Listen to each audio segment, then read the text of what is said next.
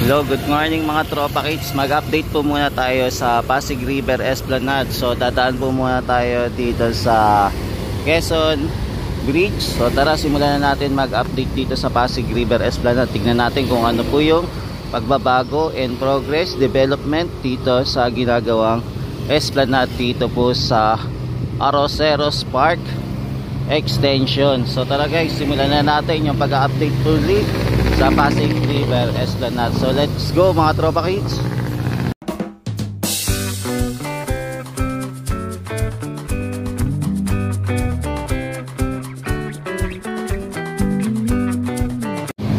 Yan, so mga tropa kids, nandito na naman tayo sa Quezon Bridge. So dito muna tayo mag-iikot-ikot guys ha. So pagbabasdan po muna natin itong Quezon Bridge at saka matatanaw din po natin yung mga building dito sa Maynila po. Ayan, malapit po sa Ilog Pasig. Tapos mapapansin din po natin ito yung mga kalat na basura po dito. Sana meron po naglilinis dito, no, yung mga DPS. Sana pinapasyalan pa rin po nila itong magandang tulay ng Quezon Bridge. Kumbaga napabayaan na rin po, no, hindi na po napapasyalan. Kumbaga simula nang pumasok si Yorme na nalinis pa po to. Tapos after neto, yan, mapapansin na natin nagkalat na naman po yung mga basura, napabayaan na naman po. So sana mapansin po ulit to ni Yorme. Maalagaan po itong tulay kasi sayang naman, napakaganda naman po. Tapos hindi na po din nalilinis, no. Yan, so ayun lang yung request natin kay Yorme. Yan, so ito na po yung ating Ilog Pasig. Yan, kung matanaw nyo po yung ating Ilog Pasig. Sa kayo po yung Ilog Pasig po, maganda naman po. Ngayon, wala po tayo nakapansin ng mga basura kasi halos lahat po inadod na po. Papunta na po ng Manila Bay yung mga basura na nakikita natin dito sa Ilog Pasig. Tapos ito naman po yung ating mga building pa rin, no? At saka yung building doon po sa likod po ng Ayala Bridge. Yan, kung makapansin po natin. Yan, so ito, i-update po muli natin itong Pasig River Esplanade. So mapapansin po natin itong barge na po na nandito, dalawa po. Tapos yung ating yung tugboat, dalawa pa rin po. Tapos yung crane natin, ayan, nakaangat pa rin po yung kanyang nguso. Tapos mapapansin din po natin itong mga pilote na halos lahat bantay na po. Ayan, naibaon na po nila yung pinaka last na pilote na kanilang dinala noong time na nag-update tayo dito ng Sunday. So ito na po. Yan, kung mapapansin nyo po, lahat po ng mga pilote dito ay nakabaon na po ng maayos. Kumbaga wala na po yung mga pilote na matataas po. So ito po yung mapapansin natin ganap ngayong umaga ito. Yan, so ang next step naman po nila, dahil okay na po yung mga pilote, so tatanggalin na po nila itong mga steel beam. So bubunutin na po nila. So for the meantime, hanggang dito lang po muna sila sa Arroceros Park. So hindi pa po sila aabot hanggang sa Ayala Bridge po. So ito muna yung kanilang tatapusin, mga kababayan. Ayan, so ito po muna. Tapos ito po yung ating mga pilote. Ayan na po, okay na din po yung mga pilote. Tapos yung mga naman po scaffolding, nakalatag pa rin naman po yung mga scaffolding. Ayan, nakalatag pa rin. So abangan po natin kung kailan po sila maglalagay ng pile cap naman, para po maisaayos na po itong ating boardwalk, no. So abangan pa rin natin kung kailan po ayos tong boardwalk. So for the meantime, ito lang po muna nakikita natin. Ito, napansin natin yung nabakbak na po yung ating mga pilote para po maglagay po ng pile cap. Yan, naabangan po natin kung kailan po nila sisimulan. So ngayon po maganda naman po yung panahon, buti na lang po hindi na naman po umulan. Pero yung pagkaalis natin ng bahay, inabutan po tayo ng ulan. Pero pagkadating naman po dito sa Maynila, nag-stop na rin po.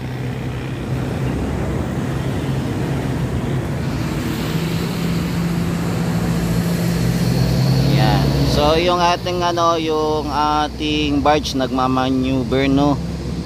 Ayan, saan kaya ito papunta? Paano umiikot-ikot siya. Ayan, umiikot-ikot po, no. Ayan, so ito po yung ginagawa ngayon.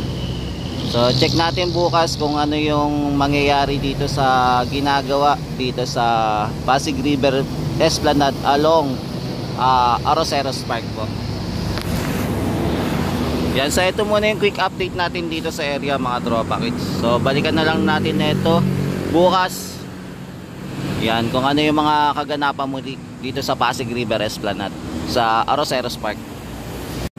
Yan guys, di ba kung mapapansin nyo naman po yung Arroceros Park, kumbaga before talaga established na, may makikita po tayo mga daanan, no? Ayan o, yung walkway malapit dito sa Pasig River. Kaya lang ang problema lang po syempre na pabayaan lang po hanggang pa ano yan eh, simula sa MacArthur Bridge hanggang papunta po dito.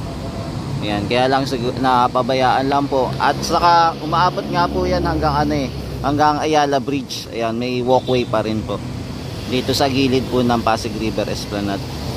Ayan, so hindi lang talaga naalagaan ng ating local government. Kaya sana pagka may mga project talaga tayo, tapos pag natapos, hindi lang sa simula maganda, sana hanggang dulo pa rin, hanggang sa next generation maganda pa rin, di ba? Para ipagmalikan natin sa ibang bansa. Yan, so ito muna, ikot naman tayo sa kabila po. Punta naman po tayo sa MacArthur Bridge naman. Silip-silip po tayo doon naman. Yan, tapos nandito naman po tayo sa area ng MacArthur Bridge naman po. Dito naman po tayo mag-update mga tropa kids.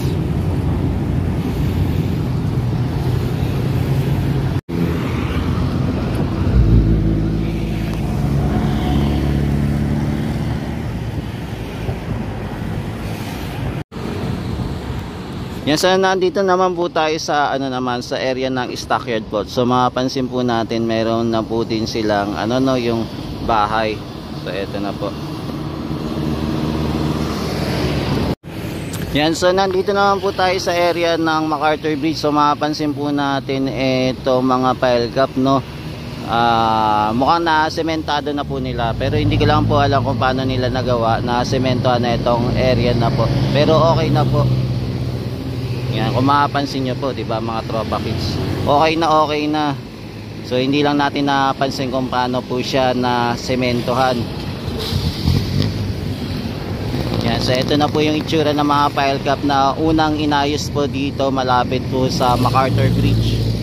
So ang susunod naman po nilang aayusin naman po itong area. Ayan, may bakante pa po. So abangan natin kung kailan naman po sila magdudugtong ng mga, kung maglalagay pa rin po sila ng pilote dito sa area o iba naman po yung gagamitin. So abangan po natin kasi wala pa po tayong napapansin na delivery po dito sa stockyard ng mga pilote.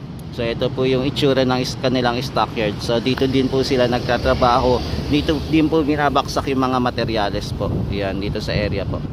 Tapos ito pong ilog Pasig naman natin, ito medyo mataas-taas pa po yung tubig. Ayan, so abot pa rin po dito sa poste ng LRT.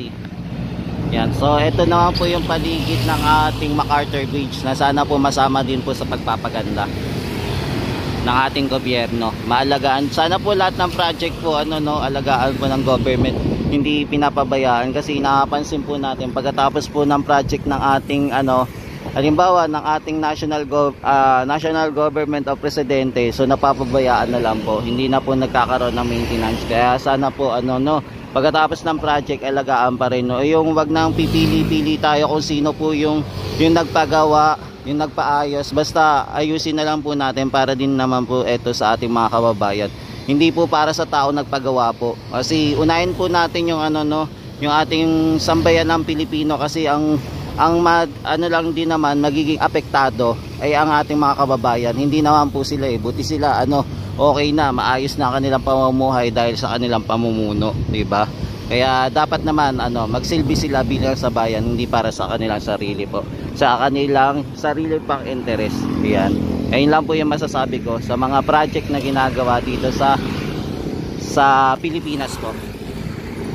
Yan, so dito naman tayo sa kabilang side ng MacArthur Bridge pa rin po. So dito mapapansin natin na medyo yung tubig pa rin po dito umaapaw. Ayan, Tapos ito, unti-unti na din po sila nagbabaklas dito, no, ng kanilang mga bahay. So lumilipat na po sila ng pwesto. Mukhang aayusin na din po itong area. Yan, so lumilipat na po sila mga kababayan. Tapos nandito pa rin po yung ating malaking tubo. Tapos yung etong ating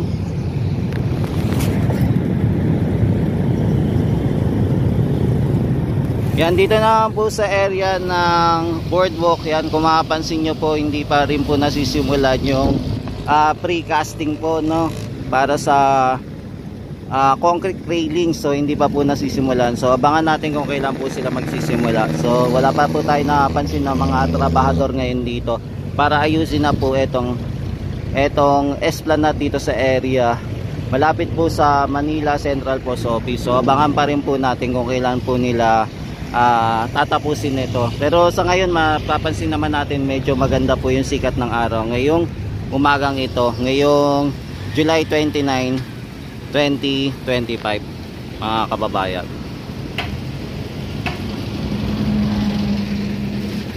Yan, so ito muna yung latest update natin mga tropakis dito sa Pasig River Esplanade, no? So ongoing project pa rin to dito sa area malapit po sa MacArthur Bridge. Yan, samahan nyo po ulit ako bukas para mag-update po ulit dito sa Pasig River Esplanade. For the meantime, ito muna yung quick update natin mga tropakits. Yan, maraming salamat po sa walang sawang pagsuporta kay JR Doria TV para ipakita natin kung ano yung mga project na ginagawa dito, lalo na po sa Pasig River Esplanade. Yan, ingat po kayo lagi, pagpalain po kayo ng may kapal mga kababayan. Ayan, so nag-update pa rin po tayo dito sa mga kaganapan dito sa Maynila po. Yan, maraming salamat po, hanggang sa muli, mali natin ang Pilipinas. Thank you po.